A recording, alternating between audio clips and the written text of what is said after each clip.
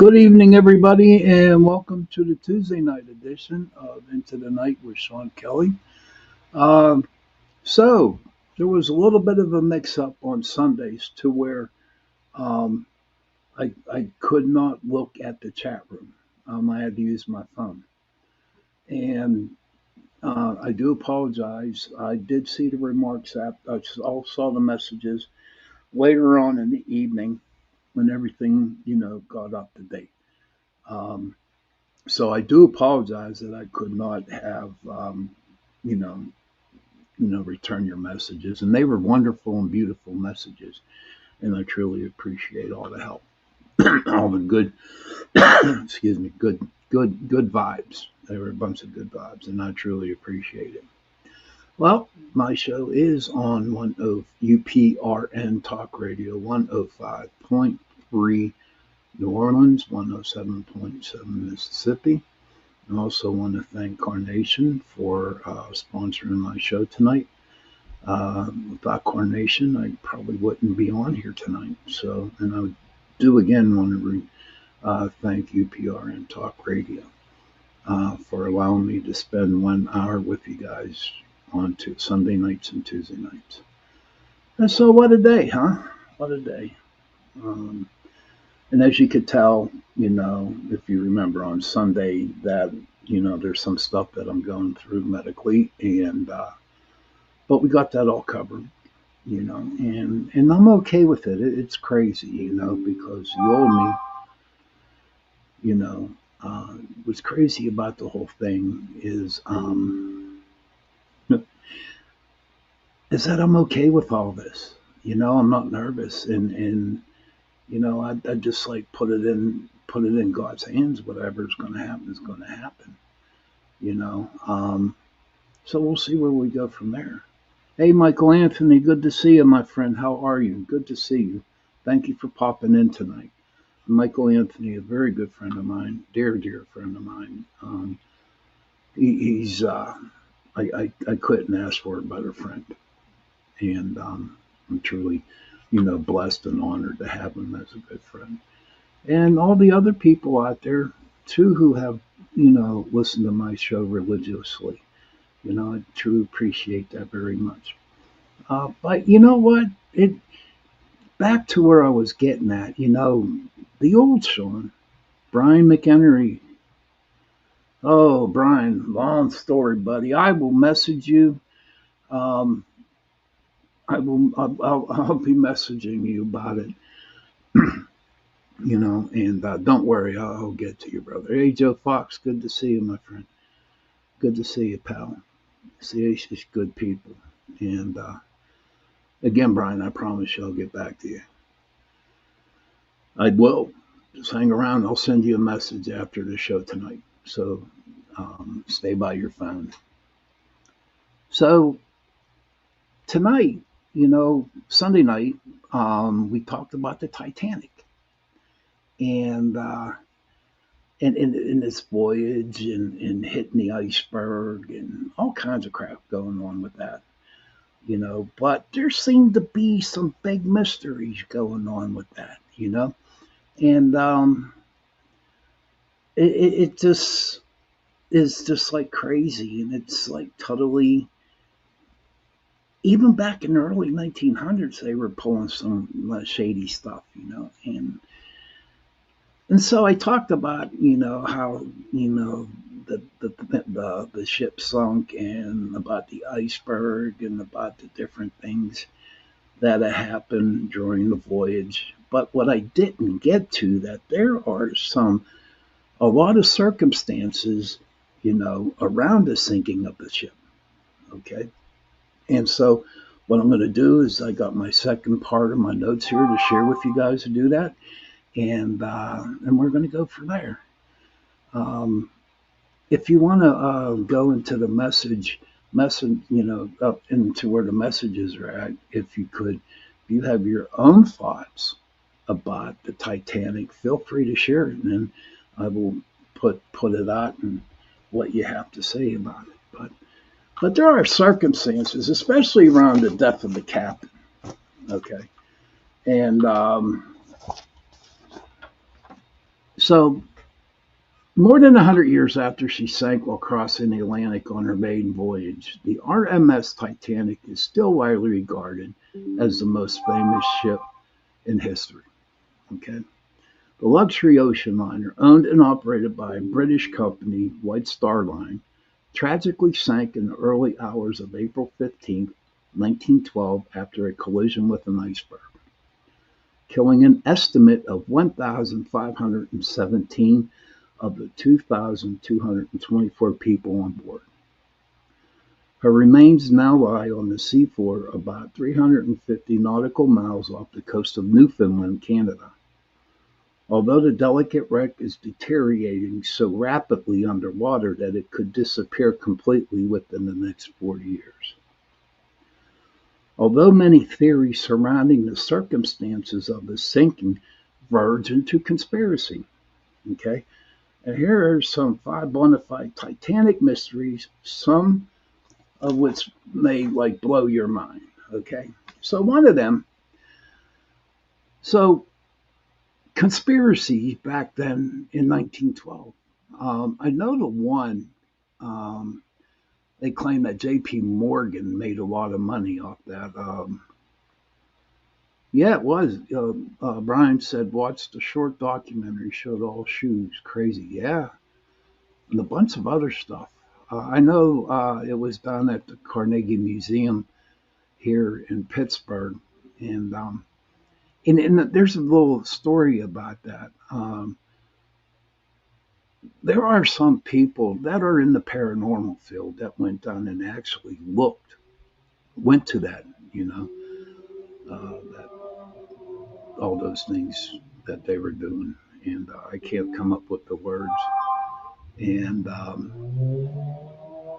so they had a lot of paranormal experiences down there when they came into Pittsburgh, the display.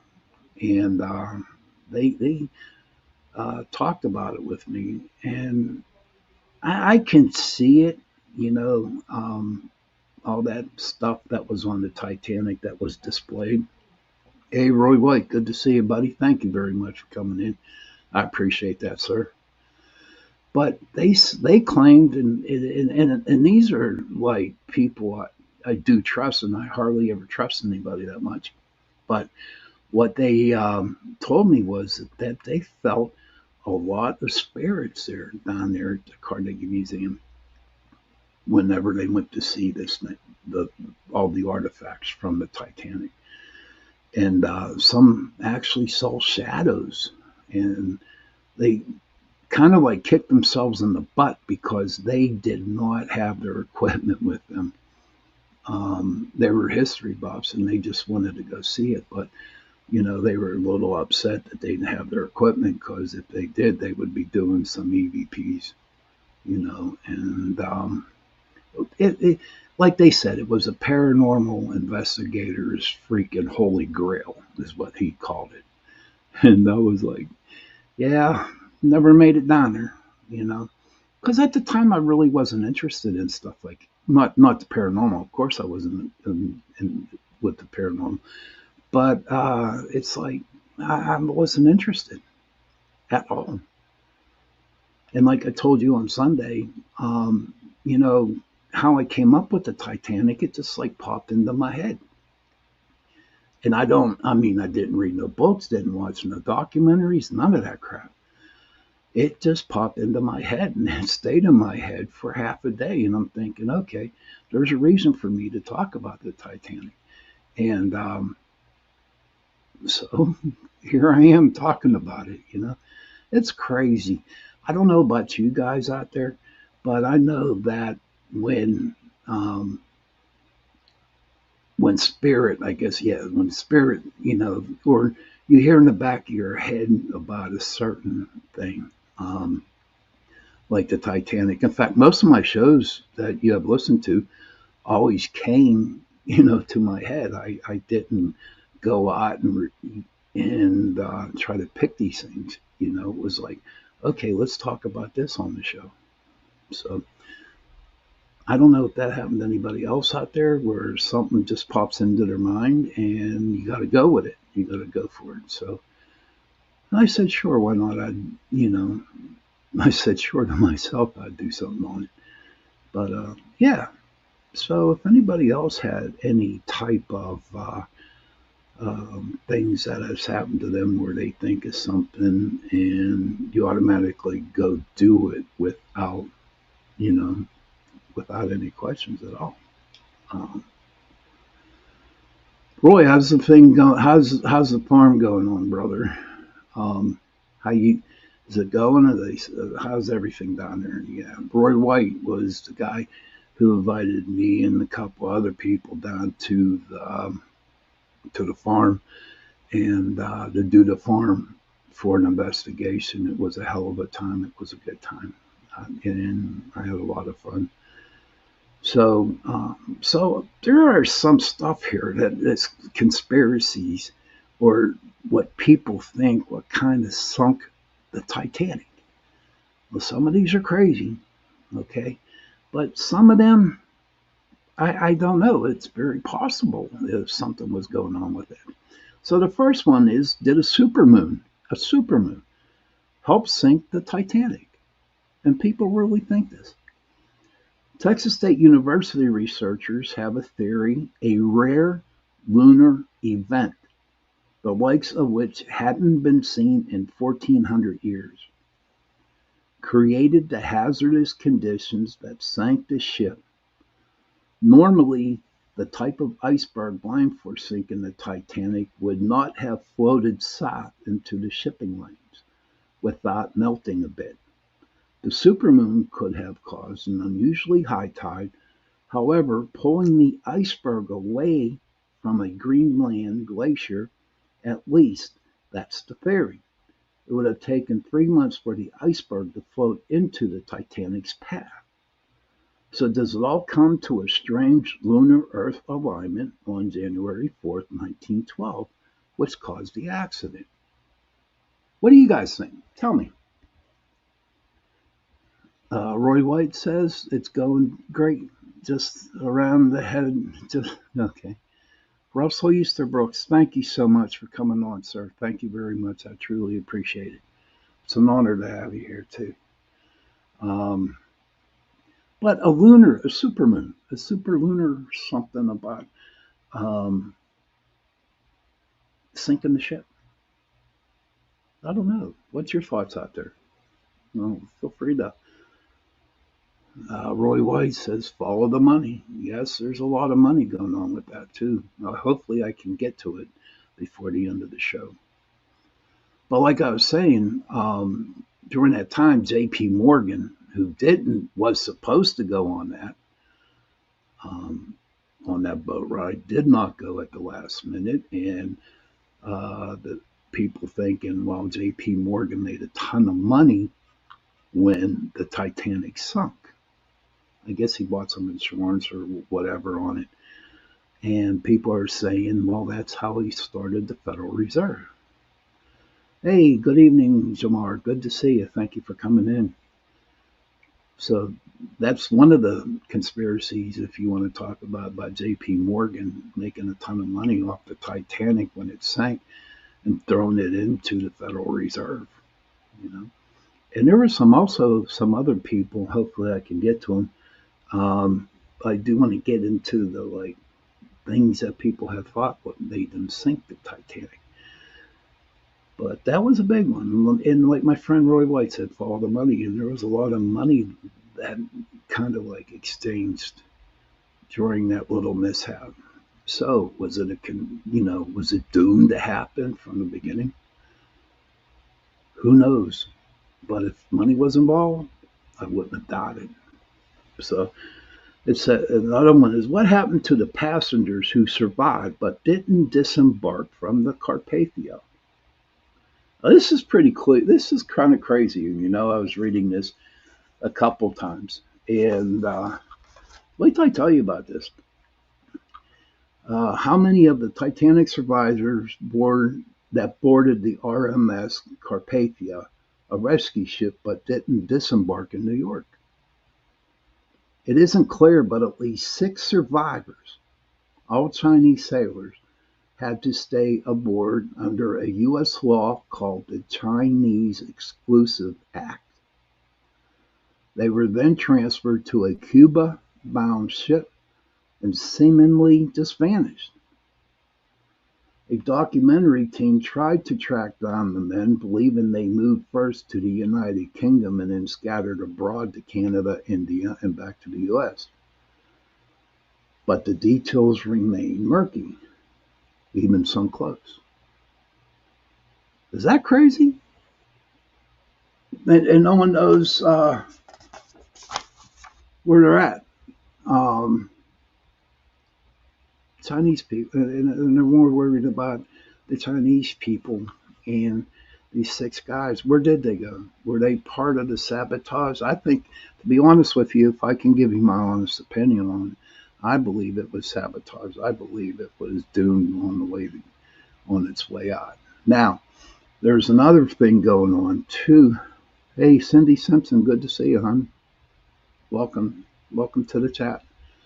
And another thing too was, and I don't know if I said it on Sunday or not, but the sister ship of the Titanic, I forget the name of it, but she was older than the Titanic, and a lot of people were saying that they actually switched uh, ships, like somehow just painted over the name of and put Titanic on it because they knew it was terrible. Brian says, LOL, was there room on the door for Leo? I'm just effing. Okay. Okay. Roland Powers. Hello, Roland. Good to see you, sir. Thank you for coming in tonight.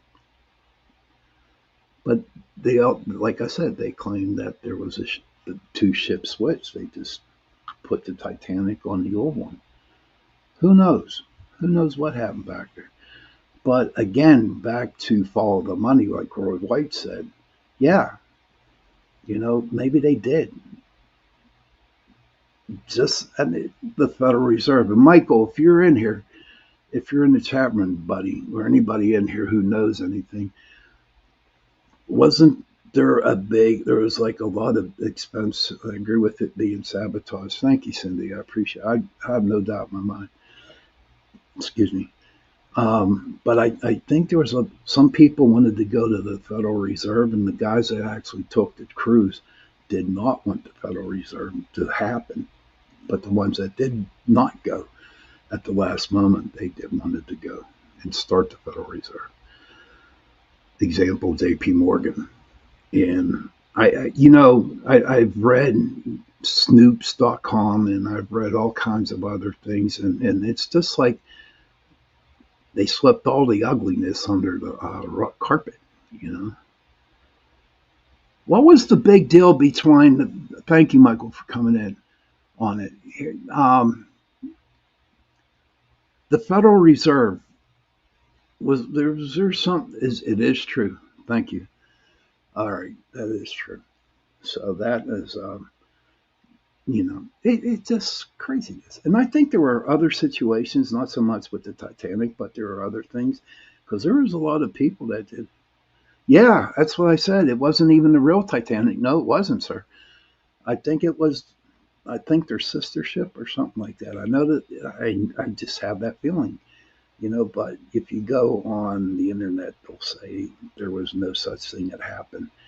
That they didn't switch it. That was the real thing.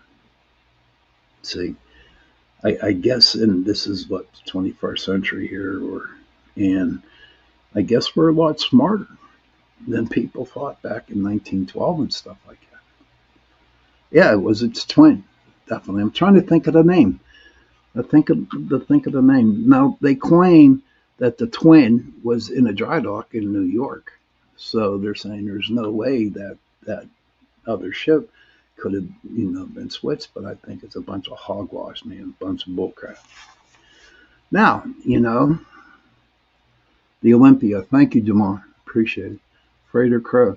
The ocean isn't real. Don't let them fool you. Okay. To me, the ocean is like a totally different. Okay, thank you, Jamar. I appreciate it. but the ocean isn't real. Don't let them fool you. Okay. Um, the Olympia, the Sebastian, my friend, said it was the Olympic.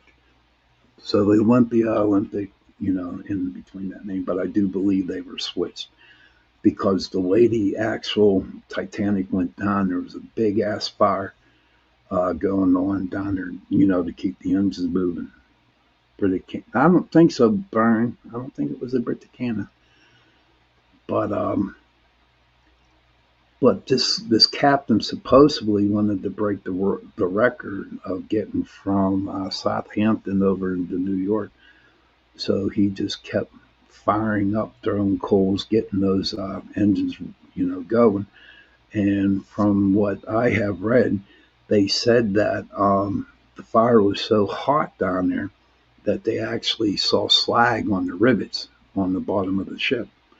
And what happened was they just melted, and there was a big fire below deck because the way the ship or the Titanic hit, whatever you think it is, hit, there's no way it just cracked in half like that. You know, there was a lot of damage happening on the lower part. Brian, okay. Michael Anthony says they refurbished it to look like it and collected big on it. Of course, and I have no doubt in my mind, Michael. I do believe J.P. Morgan had a lot to do with that. I really do. Okay, now there's a strange case with a Norwegian sealing ship. The Norwegian sealing ship, the Samson, may have also been in the vicinity, but nothing is certain. Henrik Naas, the Samson's former first officer, told a Norwegian newspaper that his vessel was within sight of the Titanic, according to the Washington Post. The Samson may have been illegally seal hunting off of Newfoundland and was wary of being discovered, with no radio aboard. The Samson couldn't check the level of distress aboard the Titanic. But why would a Norwegian ship be 1,000 miles from its Arctic hunting ground and nowhere near seals? Think about that. The story has confounded Titanic scholars for decades. So there were other ships around when the Titanic went down.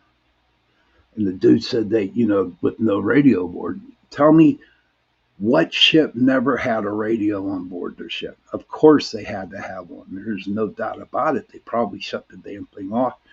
Or probably after the situation had happened, people went to this first captain or whatever he was, um, special passenger picked up in captain. Okay, the Olympic, right, Sebastian. Um, but come on, yeah, what ship doesn't have a radio? It's baffling, man. Russell Easterbrook says the steam engine exploded to break the ship in half. Yes, sir. Yes, sir. Thank you for that. Morse code, Michael Anthony says. True. But don't you need? I could see that, yeah. But wouldn't you still need to have like radio stuff to do Morse code? I don't know. Okay, and there's another big thing, and I do not understand why people are worried about the band that played as the ship went down. Okay, there's a big argument about it. So I'm going to read this little paragraph for you. What was the last song played by the Titanic band?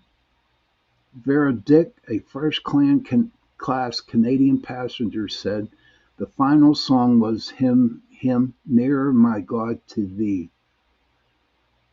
But Ultimate Titanic maintained she was on a life raft some hours and 20 minutes before the musicians would have played their final melody. Apparently, the musicians stayed behind voluntarily, feeling it was their duty to keep calm passengers while lifeboats were loaded. Even if that's true, none of the band members lived to tell the tale. Passengers' accounts improved very greatly, and the Snoops, of course, Snoops, we know all about Snoops. Oh, Thank you, Brian. Appreciate that, brother. He said they taped on SOS. And Snoops, we know about Snoops. The fact-checking website has determined that the final song will remain an eternal mystery. What the hell? Who cares what the thing was, what music they play? Yeah, he knows about Snoops, Brian. Everyone else I know knows about it. Sebastian Moran says, I'm Going Down by Bruce Springsteen. That's crazy. Now it says, what happened to the Titanic Captain Edward Smith before the ship sank? This is interesting. Captain Edward Smith reportedly appeared on the bridge at 11:40 p.m. on April 14, 1912, to ask what the Titanic had hit. First Officer William Murdoch replied, an iceberg, sir. What happened after that is less clear. Some survivors claim to have seen Smith commit suicide with a pistol, while others reported seeing him inside the wheelhouse of the bridge as the Titanic sank. According to author Wynne Craig Wade, Captain Smith had to at least have 5 different deaths, from heroic to shameful, and the rumors of his survival also circulate. Um, Wonderful to continue to play. Okay, okay. Thank you, Jamar. But you know what? Um, so what Michael said earlier, saying that he could have gotten off by secret launch, or 5 different things on how this captain died. So no matter what you do, no matter what you say, no matter what you think it happens, always trust your gut. Trust your gut for this kind of stuff. Do I believe that the captain was assassinated? Yeah, not assassinated, but he did kill himself, you know? But there's more to that. I mean, there's more stuff that, is coming up on the thing. And, I'll continue reading. It's just pretty interesting. Um, okay. So, when the ship was built, okay, they submitted plans for 64 lifeboats, later reduced to 32 in 1910. A decision was made to reduce that further. Carlisle quit that same year, but was it over a dispute related to the lifeboats? Carlisle reportedly had a nervous breakdown and retired at 55, but the reason for his illness and departure remain a mystery. Captains always go down with shit. Yes, they do, Jamar. That's the truth. That's definitely the truth on it. Now, if the total amount of lifeboats for the Titanic were only 20 lifeboats. And the reason why they cut it down to 20 was they claim it's a luxury liner and they wanted people to go out on the decks and look at the scenery, all kinds of good stuff, you know. And I'm like, okay, but damn right well that they only put 20 up there. And then if you want to really go deeper down the rabbit hole, you know for a fact that back then the ladies went first and the men hang behind. So before they even came to this decision, did they know that J.P. Morgan and his cronies were going to take this? Or did his cronies actually think, okay, we'll get these people who don't want the Federal Reserve and definitely go down, so they won't be saved and die. Jamar says, so the first class had more luxury. True. But also I believe, the more I read into this stuff, the more I think about it is that they kind of knew what was going to happen, and they just got rid of the people who were in their way, in order to start this Federal Reserve. Craziness. And here, why didn't anyone distribute binoculars to the crew? There was no binoculars. The guys who were on watch did not have binoculars. There was no way, if they had binoculars, I can guarantee it, they would have seen that iceberg. But they weren't distributed. Among the Titanic debris littering the ocean floor were binoculars that appear to have been stashed in a locker but not distributed, according to the BBC. A sailor named David Blair was responsible for navigation equipment, but he was reassigned at the last minute and forgot to leave the key to the storage unit, leading to many questions, including why no one did a safety inspection to check the navigation equipment before the Titanic's departure. Why Blair was reassigned, why he kept the key, and whether the crash could have been averted if the crew had binoculars.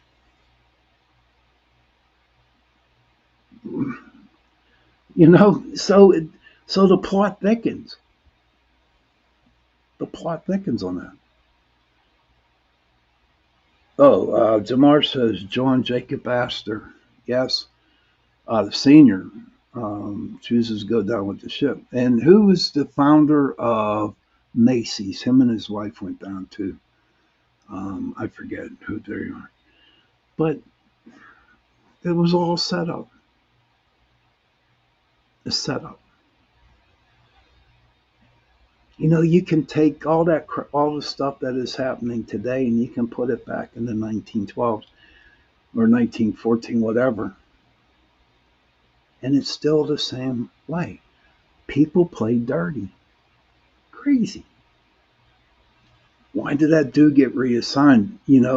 I'm sure it was the captain's idea to assign people to different things. The more I'm telling you this, the more I'm thinking, okay, maybe they paid off the captain. Michael might definitely be right. Maybe he did jump the boat and got on and he went to the Carpathia or somewhere like that, or to the Samson, who was the so-called sealing vessel, the sealing people, Sealing. Roland Hussey Macy. Okay, wasn't she survived. Now see, here's another boat that was there, and they didn't do shit either. Okay, everyone's getting bored, but did the Californian let the Titanic sink? Captain Stanley Philip Lord was in charge of the SS California, which sailed close to the Titanic on April 14, 1912. His crew didn't react immediately to help in the rescue mission. However, why not? Initially, investigators decided the Californian was many of the Titanic's secrets still baffle investigators a century later. Did two other ships in the vicinity ignore the Titanic's distress call? How could a state-of-the-art luxury liner break in two before sinking? Why weren't there enough lifeboats? We dive into this drama, and a lot of drama it is. A lot of drama. Okay, so why did the Titanic split in two? When the wreck was found in 1985, investigators determined the 882-foot-long ship split before it sank. But why? No one really knows. Some scientists blame the hull's rivets, which contained a high concentration of slag, smelting residue that can make metal split apart. Others believe water poured in when the Titanic hit the iceberg, and that pressure separated each side of the boat. I don't believe that. A study reported in the Scientific American said the failure began in the ship's bottom structure when it was at an angle of about 17 degrees, then spread across the breadth of the ship and upward, forming two separate pieces of the double bottom. Personally, I believe that fire caused that to break in half. Jamar said, Whenever they, Brian, whenever they were lighting up, and they used coal to move those engines, to move the ships, and there was a lot of slag coming off of those fires. Yeah. And Jamar says you are thinking of Ida and Isidore Strauss. Okay, thank you. But so I believe with the slag, and I do believe that that's how it broke in half. To be honest with you guys, and I'm just taking that what I believe, what I feel will happen, you know. And so yeah, of course, the 20 lifeboats. Why were there only 20 lifeboats for thousands of passengers and crew? Of course, they claim they wanted to make it luxury. I believe it was a death trap. To be honest with you, yes. The ship's 20 lifeboats could accommodate about 1,200 people, just over half of the 2,223 or so aboard the Titanic. Certainly, that met with a legal obligation, but this was a luxury ship. Alexander Carlisle, general manager for the shipbuilding William and Wolf, he's the one that kind of like didn't want that to happen. And Jamar says they were the Macy folks that went down with the Titanic. And then why did millionaire John Jacob Astor refuse to board a lifeboat? John Jacob Astor, 47, with a personal fortune of 150 million, was the wealthiest man aboard the Titanic. His group included his 18-year-old wife Madeline, and servants seemed to loiter. Astor apparently put his wife safely aboard the lifeboat, but Astor was denied boarding himself as it was women and children first. Astor did, however, reportedly have the opportunity to board Lifeboat 7, but chose not to for reasons that remain a mystery. His body was recovered a week later by the crew of the Macaw Bennett, and he was buried in the Trinity Cemetery in New York. Okay, we got a bunch of people saying, Roy White, it would have been obvious if they didn't use any, they had to put some on there. Christopher James, anything would have broken half, Sean, because of the weight, gravity, and water involved. Thank you, Christopher, for that. I appreciate that. Jamar says was for the second and third class. I don't know. But, in this thing I have here in front of me saying, why didn't Astor get aboard? The richest man on the ship. Sebastian Moran says, you're right, Sean. Someone wanted them dead, and people that survived had to watch what they said. That's going on today, Sebastian. It's disgusting. So, did Astor know that he was going to go down with this ship? With him being the richest man out there, is it possible they were trying to get him to go and put his money into the Federal Reserve? They probably threatened him. This is a theory of mine. And so Astor said, you know what?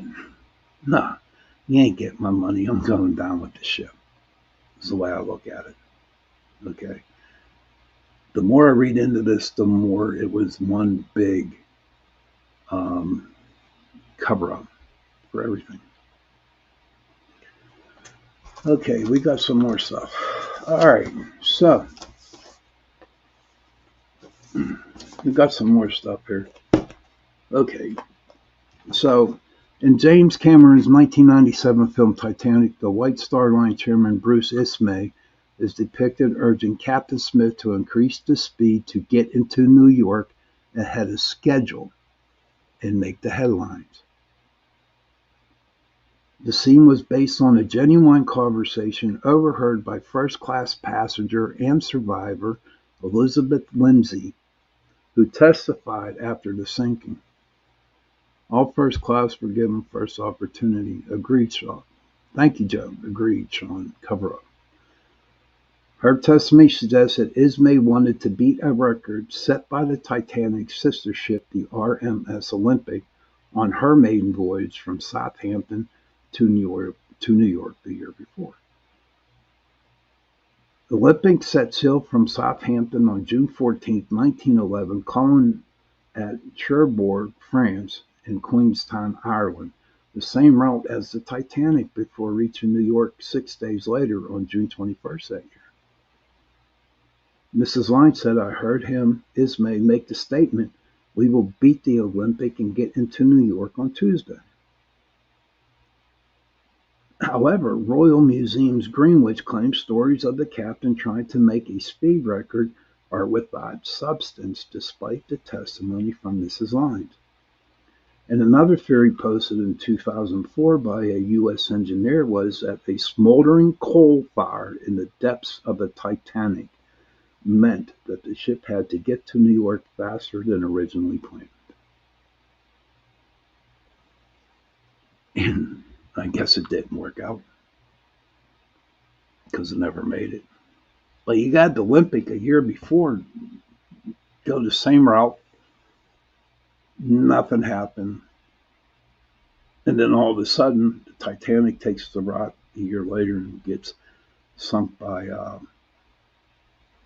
the iceberg. Nah, it's a big cover-up, definitely. Let's see what else I got here. Due to the threat of ice spill, large and flat expanses of ice in the ocean, the Lord, he's the dude that was the captain of the Californian for the night late around 10:20 p.m. on April 14th, about 80 minutes before the Titanic hit the iceberg. At that time, California's position was logged as about 19 miles northeast of the Titanic, although the British inquiry into the disaster later judged it was much closer than that, 6 miles away. So why didn't they go help? Why? Why did they not go and help the people of the Titanic? I mean, is it possible the captain of the Californians, just like those poor souls in that submersible? Yes, Joe, yes. They died going down and tried to see that. And to me, that's a little fishy about that one, too. Excuse the pun. But the ships were there. The ships were there. But they didn't lift a hand to help these people. Now, if you can go and say, well, I'm sure that the other people that didn't go kind of paid off the other captains of the ship or the companies. And you might look at me and you may sound, Sean, you sounding ridiculous. You don't know what you're talking about.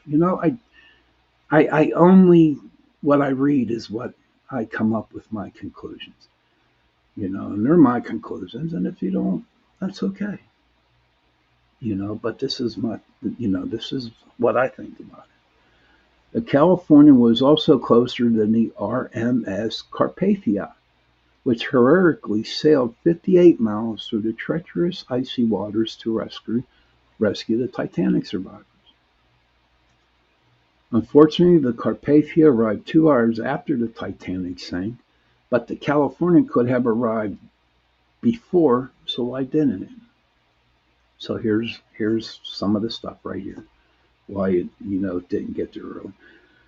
Well, earlier that evening, before Titanic's collision, the California's wireless operator, Cyril Firmstone Evans, had contacted the Titanic with an ice warning. The message was received by the Titanic's on-duty wireless operator, Jack Phillips, who told Evans to shut up because it was drowning out messages for passengers from Cape Race, a relay station 800 miles away.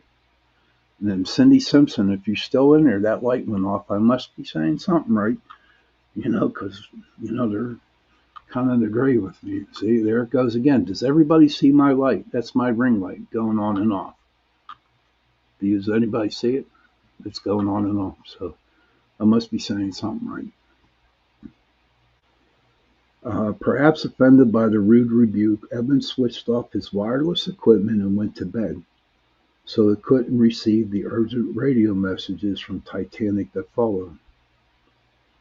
However, this doesn't account for why the Californian crew didn't investigate the flares that they saw being fired into the air, especially seeing as they knew the Titanic was nearby.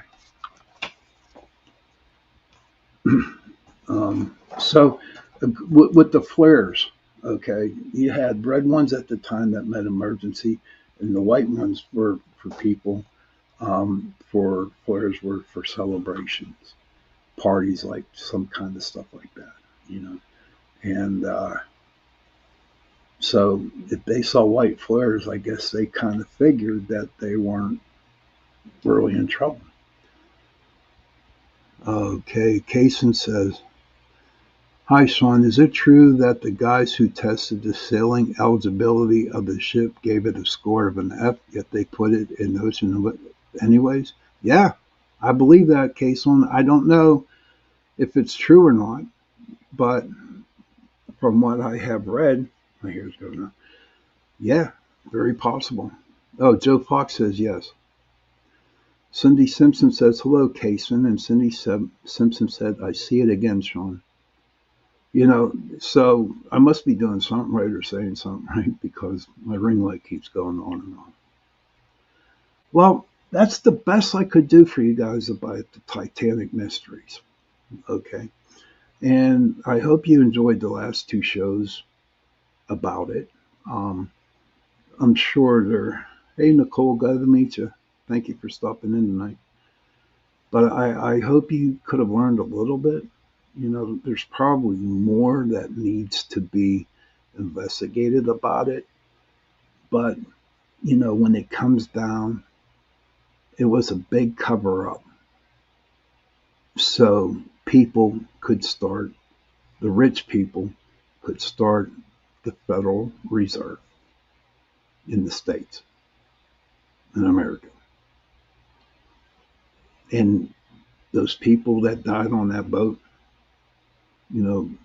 God rest their souls. There were probably a lot of them that had something to do with it not being Federal Reserve. But if anybody's out there, we got like about 5 minutes left, 4 or 5 minutes left. And I'd like to know, see, there it goes again. I ain't touching that ring light. It's crazy. Thank you, Sebastian. Thank you, Cindy. Cindy, do you see this thing go on and off? There is no electrical problems happening in my house at all. Thank you, Nicole, for watching it again. Sebastian Moran says the cabal are now in control. It's just crazy to realize that shit happened back then. And it just continued and continued and continued and continued up until today. So my conclusion again, it was a cover up. And a lot of good people died. So all we can do is take that and learn it from a lesson. You can get people, you can start your own research on the whole thing and go from there. Thank you, Nicole. I appreciate it. Thank you very much. And and go for there. Now, I'm sure I won't have another Titanic show for a long time, or until I get some more or find somebody that knows what they're talking about. But these are some of the stuff that I looked up online.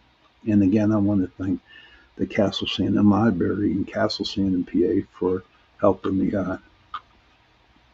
And Cindy Simpson says, yes, I can clearly see it going off and on.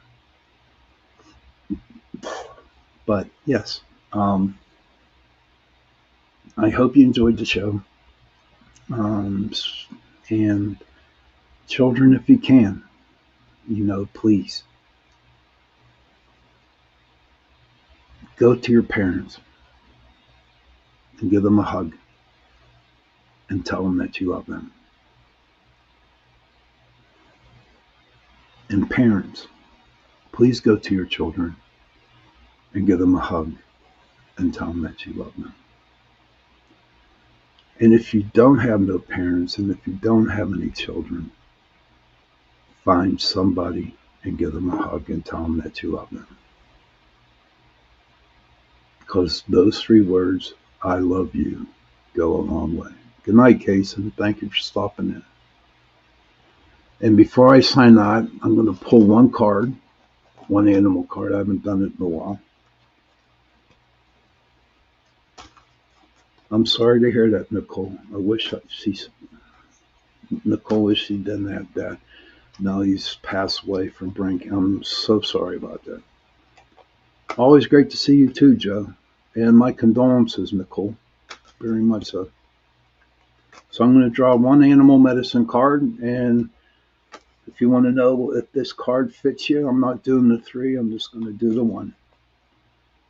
So you all know that the animal medicine cards, each animal that we meet has a certain place in our everyday passage.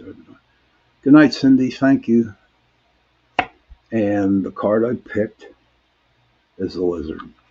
Okay.